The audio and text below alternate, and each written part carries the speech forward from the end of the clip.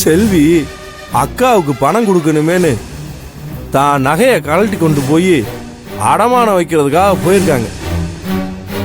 அங்க எதர்ச்சியா வந்த அவங்க அப்பா தான் பொண்ணு அவங்க நகையை அடமானம் வைக்கிறத பார்த்துட்டு கட்டாயப்படுத்தி பணத்தை கடனா கொடுத்துட்டு அதை நீ எப்ப கொடுக்க முடியுமோ அப்ப கொடு அப்படின்னு 4 லட்சம் ரூபாய் பணத்தை கொடுத்துருக்கிறாரு.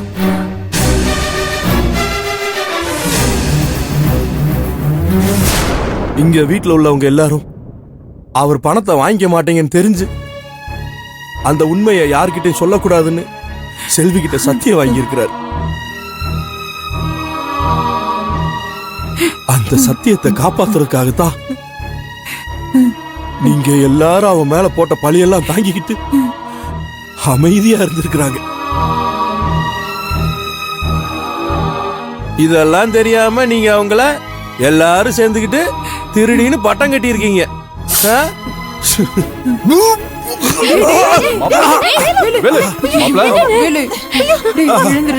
அக்கா தொடாதக்கா.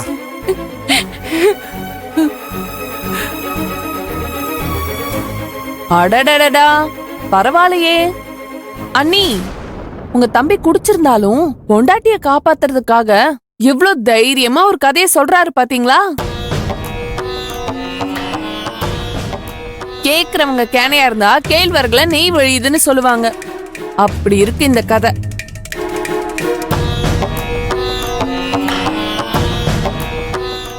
எனக்கு என்னமோ இவர் இப்படி குடிச்சிட்டு வந்து கலாட்டா பண்றது கூட இந்த செல்வியும் வேலுவும் சேர்ந்து போடுற திட்டமா இருக்கும் தான் தோணுது. கீர்த்தி, வாய்க்கு வந்தபடியெல்லாம் பேசாத. நான் என் பிள்ளை என்னைக்கு இல்லாம இப்படி குடிச்சிட்டு வந்திருக்கானேன்னு வேதனைப்பட்டு இருக்கேன். நீ என்னடா பேசுற? பின்ன என்னத்த பேச சொல்றீங்க?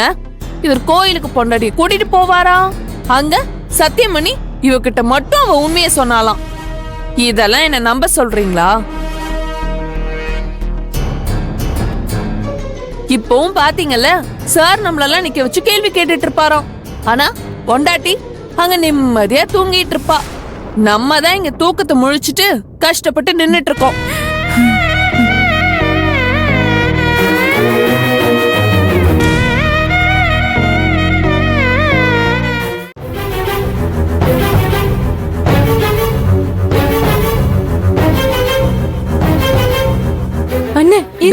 ஆடி அசைஞ்சு ஒண்ணுமே தெரியாத மாதிரி வரா பாருங்க.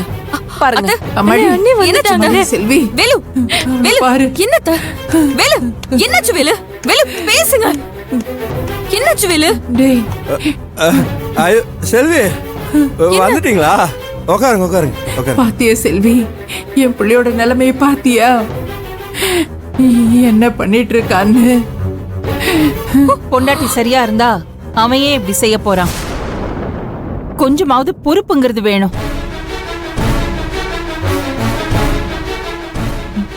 வாங்க வேலு, வாங்க ரூமுக்கு போலாம். இருங்க. ஏங்க பாத்தீங்களா, இத்தனை பேர் பேசுறாங்க, ஆனா எங்க அண்ணன் வேடிக்கை பார்த்துட்டு இருக்கிறாரு. நீ பண்ணிட்டு வந்த காரியத்துக்கு உனக்கு சப்போர்ட் பண்ணி பேச சொல்றியா? சொல்லு. ஐயோ வேணாண்ணே, நீ பேசவே வேணாம். நியாயத்தை பேசுறத விட்டுட்டு எப்ப எல்லாரையும் பேசுறத பார்த்துட்டு வேடிக்கை பார்த்துட்டு இருந்தியோ அப்பவே எல்லாம் முடிஞ்சு போச்சு. இங்க நடக்கிற எல்லாத்துக்கும் காரணம் நீதான். நீயேதான்.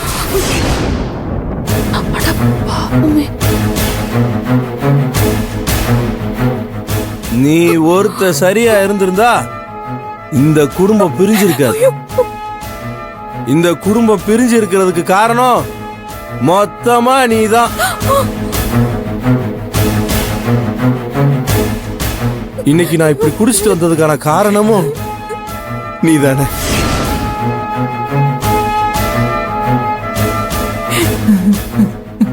அமைதியா இருங்க வேலு, ப்ளீஸ்.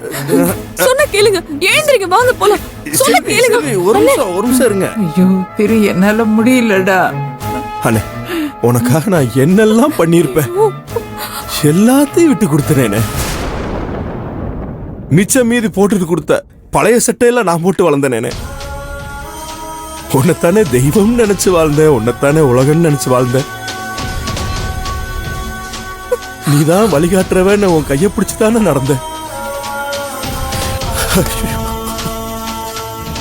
ஐயோ, இப்ப நீ என் கையை இப்படி விட்டுட்டேனே.